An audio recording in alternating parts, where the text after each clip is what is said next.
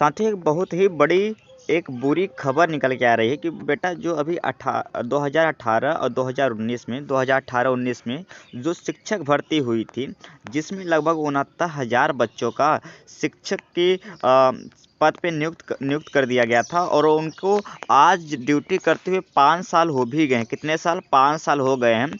और बाकायदा उनको जैसा एक सरकारी शिक्षक को जितना एक तनख्वाह दिया जाता है, उस हिसाब से उनको आज तनख्वाह भी दिया जा रहा है।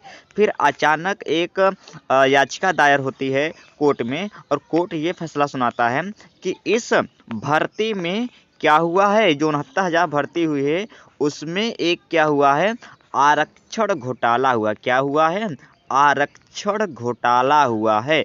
अब ये आरक्षण घोटाला क्या है और क्या जो पिछले जो 2018-19 के जो 69,000 भर्ती में जिन्होंने जॉब पा ली टीचर के रूप में, उनकी भर्ती का क्या होगा, उनके बारे में क्या डिसीजन आ सकता है और अभी तक क्या डिसीजन हुआ, इसके बारे में हम पूरी बारीकी से जो कानूनी इसकी प्रक्रिया है उसके बारे में बहुत बारीकी तरीके से समझाने की, वास्तव में बहुत ही मूल तरीके से जानेंगे कि वास्तव में क्या है मामला और कितने बच्चे इससे बाहर हो गए, किन किन बच्चों को इस चिंता करने की ज़रूरत नहीं है, ये फैसला कब तक आ सकता है और इस फैसले से नई भर्ती जो आने वाली सुपर टेट की उसमें क्या प्रभाव देखने को मिलेंगे।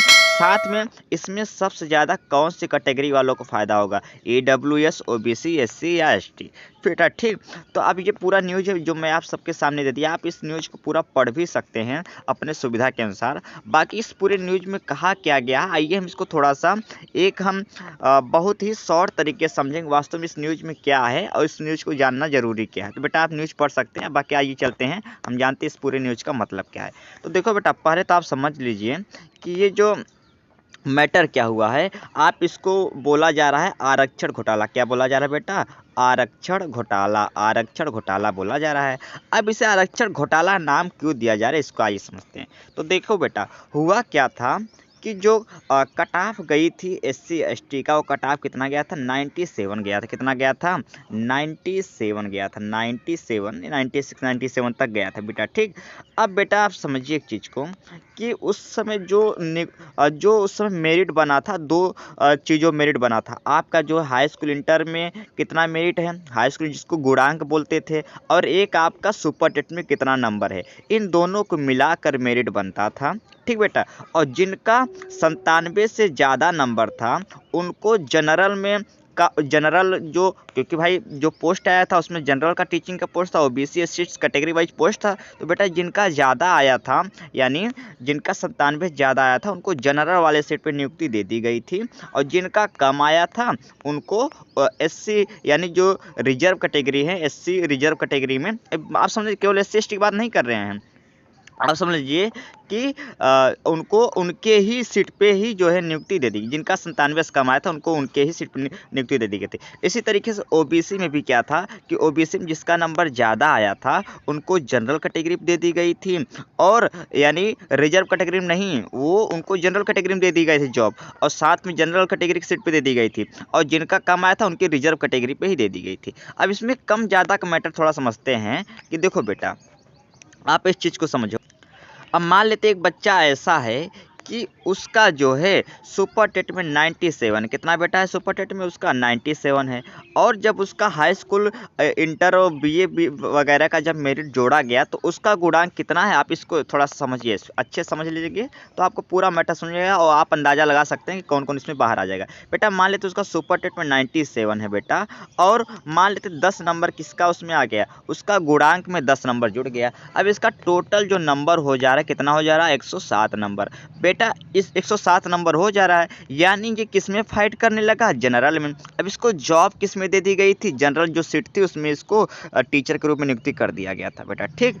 अब ये जो अभी हाई कोर्ट का फैसला आया वो ये बोला है कि इसको जो है ये, क्योंकि इसका तो 97 सुपर टेट में 97 ही है और दे दिया गया, क्योंकि जो भी सुपर टेट का मेरिट के हिसाब से उसके सीट में दिया जाएगा। तो ये बोला है कि इसको जो 107 नंबर हुआ है इसको जो है जनरल कैटेगरी में ना दिया जाए जॉब, बल्कि इसको उसके ही कैटेगरी में दिया जाए पहली बार ठीक। यानी जिनका 97 से ज़्यादा है और गुणांक की वजह से उनका ज़्यादा हो गया था, उनको फिर से उन्हीं के ही कैटेगरी वाइज सीट में उनको जॉब दिया जाएगा, यानी वहाँ से फिर उस कैटेगरी में उनको नहीं गिना जाएगा। अब जिनका नंबर क्या है बेटा, मान लेते हैं जिनका नंबर इसमें 5 है, इसमें कितना है 5 है, ठीक बेटा, लेकिन इसमें इनका नंबर कितना है, सुपर टेट में कितना है 107 है बेटा। अब इनका तो नंबर हो जा रहा है 112, ठीक बेटा, या इसको आप ऐसे कर लीजिए, थोड़ा सा इसको ऐसे आप कर लीजिए कि मैं इसमें थोड़ा सा नंबर कम कर देता हूँ, ये तो फिर वही वाला पहला वाला कंडीशन हो जाएगा। मैं इसका नंबर कम कर, मान लेते इसका नंबर इसमें 92 है, कितना है 92 है, ठीक बेटा, कितना है 92, एक सेकेंड, इसका मान लेते हैं 92 है, इसमें मैं इसको बना देता हूँ 10 है, कितना है 10 है। अब बेटा देखा जाए तो इसका जो सुपर टेट में नंबर कितना है 92 है, यानी ये SC कैटेगरी जैसा नंबर है इसका, लेकिन बेटा टोटल जोड़ दे रहे गुणांक भी तो इसका हो जा रहा है 102, यानी जनरल कैटेगरी का नंबर बन जा रहा है। अब इसका ये मैटर फंसा कि इसको किस में दिया जाए जॉब, जनरल कैटेगरी की सीट में कि SC कैटेगरी की सीट में। तो बेटा अभी तक क्या हुआ था, इसको जनरल कैटेगरी में दे दिया गया था, ठीक बेटा। अब इसका क्या होगा कि इसको फिर इसके ही कैटेगरी में दिया जाएगा इस तरीके से, ठीक बेटा। तो यानी आप एक चीज़ ये समझिए, जिनका आप देखिए इस पूरे मैटर का आप सार समझ लीजिए, इसका मतलब ये है कि जिनका 97 से ज़्यादा हुआ है और उन्हें जनरल कैटेगरी में सीट दे दिया गया था, उन्हें फिर से उनके ही रिजर्व कैटेगरी में दिया जाएगा, ठीक, संशोधन होकर उनके फिर से उसी कैटेगरी में दिया जाएगा। जिनका 97 से कम है और गुणांक की वजह से उनको जनरल कैटेगरी सीट में दे दिया गया था, उनको भी फिर से उसी कैटेगरी में रिजर्व कैटेगरी की सीट में ही उनको दिया जाएगा। ये कुछ नियम है, आप समझ लीजिए। और ये नियम सबके लिए है, चाहे SC ST OBC EWS या जनरल कैटेगरी, सबके लिए ये नियम बनाया गया है पहला बार। ये जो पूरा न्यूज है आप समझ सकते हैं, ये जो न्यूज है पूरा 94 पेज का कंक्लूजन ने हाई कोर्ट ने दिया था, 94 पेज का अपना स्टेटमेंट दिया है, इसलिए इसको कह पाना थोड़ा सा मुश्किल है कि क्या क्या और बातें हैं, ठीक बेटा। लेकिन जो मैंने 4 पेज पढ़ा उसके बारे में यही बता रहा हूँ, तो आप ये पूरा मैटर समझ गए कि मैटर क्या है। तो बेटा इसी को बोल रहे हैं आरक्षण घोटाला, यानी जब आप ज़्यादा नंबर वालों को कम सीट वालों में दे दिए, जनरल कैटेगरी के सीट से आप SC कैटेगरी में दे दिए, SC कैटेगरी जनरल में दे दिए, तो इसी को बोला जा रहा है आरक्षण घोटाला। अब बेटा इसमें क्या होगा, इसमें किसको किसको नुकसान होगा, तो पहले तो हम बात ये करेंगे कि बेटा इसमें जनरल वालों को नुकसान होगा कि EWS वालों को। देखो बेटा इसमें नुकसान किसको होगा, इसमें नुकसान लगभग सभी को होगा, क्योंकि बेटा आप समझिए कि एक बात आप समझ लीजिए कि जो लड़का जनरल में फाइट कर गया तो उसको फिर रिजर्व कैटेगरी में लाया जाएगा, जो SC में फाइट करेगा उसको फिर जनरल कैटेगरी में लाया जाएगा, क्योंकि उसके सुपर टेट के नंबर से। तो कहीं न कहीं बेटा यहाँ पे जो रिजर्व कैटेगरी है वो भी सीट प्रभावित। बेटा जो ज़्यादा नंबर था, जिसका सुपर टेट में ज़्यादा नंबर था उसको जनरल कैटेगरी में भेज दिए, ये तो सरकार इसके लिए कोई दिक्कत नहीं है। और जिसका सुपर टेट में कम नंबर था उसको आप रिजर्व कैटेगरी में माफ़ करिए उसको बेटा आज समझिए एक बार, हाँ, कि जिसका क्या कहते हैं उसमें सुपर टेट में ज़्यादा कम नंबर था उसको आप गुणांक उसका ज़्यादा था तो आपने उसको जनरल कैटेगरी में भेज दिया था। अब जिसका गुणांक कम था सुपर टेट में ज़्यादा था तो उसको जो है आप रिजर्व कैटेगरी में भेज दिए। तो कहीं न कहीं दोनों तरीके से प्रभावित होंगे, रिजर्व कैटेगरी भी प्रभावित होगी और जनरल कैटेगरी भी प्रभावित होगी। तो कुछ बच्चे इधर से बढ़ेंगे तो कुछ बच्चे इधर से भी बढ़ेंगे, नियम बदलाव होगा, ठीक बेटा। लेकिन कहीं न कहीं यानी आपका रिजर्व कैटेगरी जो है वो भी रिजर्व सीट भी प्रभावित होगी, जनरल सीट भी प्रभावित होगी, दोनों सीटें क्या होगी प्रभावित होगी। ये आप बात समझ के रख लीजिए, ठीक, दोनों सीटें क्या होगी प्रभावित होगी। यानी जो भी कैटेगरी हैं SC ST WC OBC सब जो है इसमें प्रभावित होगी कहीं न कहीं। लेकिन जो सबसे मुद्दे वाली बात है इसमें फाइनली क्या होगा, तो बेटा आप समझ के रख लीजिए कि इसमें जो है आपके लगभग 1000 से 2000 तक बच्चों की नौकरी जाने वाली है या नौकरी जाएगी। अब सरकार इन सब के बारे में, क्योंकि बेटा जिनका अब मैं बताऊंगा कि किनका इसमें 1000-2000 में बच्चे कौन होंगे।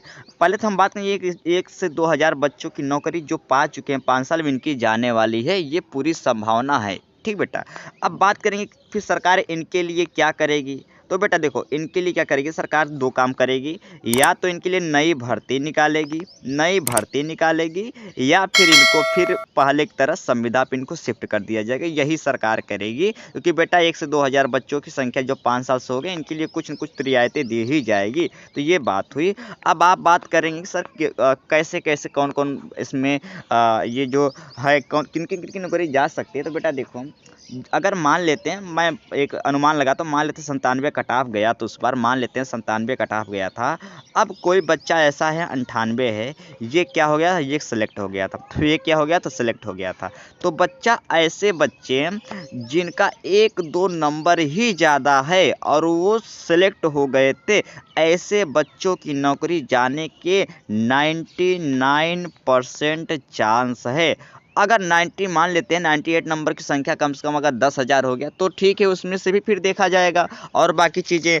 लेकिन अगर जिनका एकदम बिल्कुल कट ऑफ के बिल्कुल आस पास नंबर है, ये उनका नौकरी जाने के बिल्कुल भी चांस है, बिल्कुल ही चांस है। तो इन जो भी जिनका बेटा इतना है इसके आसपास है, तो वो थोड़ा सा संभल के रहे। जो कट ऑफ के आसपास नंबर पास किए थे, तो उनके लिए डर की बात है, उनके लिए एक दुख की बात है। अब जिनका नंबर 110, 120, 125 है, तो उनके लिए कोई भी डरने वाली बात नहीं, कुछ भी नहीं हो, उनकी नौकरी बिल्कुल भी नहीं छीनेगी। तो उनके लिए तो कोई भी दिक्कत या डरने की बात नहीं है। ठीक बेटा, चलिए तो ये समझ में आ गया आपको।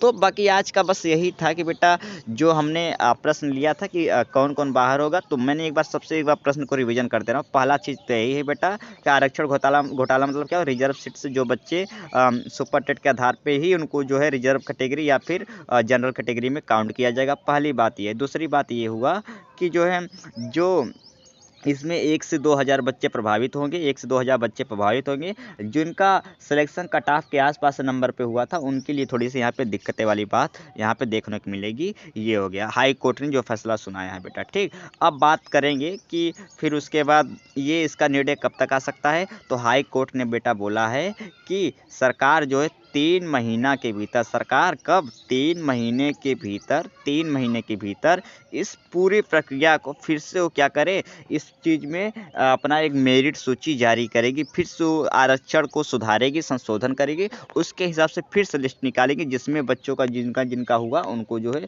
फिर से सिलेक्शन तो उनका हो ही गया है, वो जॉब उनका कंटिन्यू रहेगा। जो बच्चे जिनका जो है आरक्षण के तहत दिक्कतें आ रही हैं 1-2 नंबर से, उनको यहाँ से निकाला जाएगा। तो ये 3 महीना के भीतर सारी प्रक्रिया हो जाएगी। 3 महीना तक आप जॉब करिए, 3 महीना के बाद ही इसके बारे में कोई डिसीजन होगा। तो आज का सेशन यही रखते हैं। हमें उम्मीद है आपको हमारी ये मेहनत अच्छी लगी। यदि आप चाहते हैं ऐसे वीडियो हम और लाएँ, तो प्लीज़ चैनल सब्सक्राइब कर जुड़िए। सुनने के लिए आप सभी का धन्यवाद।